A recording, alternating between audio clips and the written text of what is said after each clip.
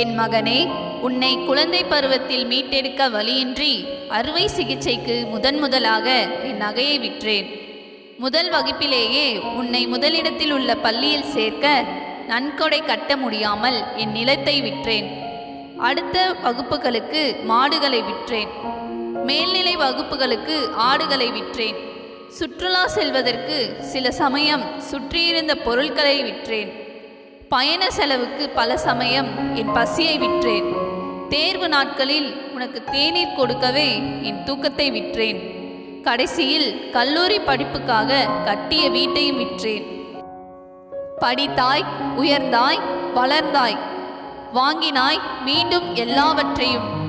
இன்று நீ இருப்பதோ 3 அடுக்கு இல்லத்தில், நான் இருப்பதோ முதியோர் இல்லத்தில். எல்லாம் விற்று என்னிடம் இருந்தது இதயம்.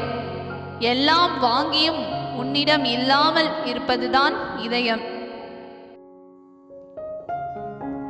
இந்த உலகில் நமக்கென்று எல்லாவற்றையும் தருபவள்தான் தாய். அவர்களுடைய உணர்வுகளை புரிந்து நடப்பவன்தான் உண்மையான மகன். நன்றி.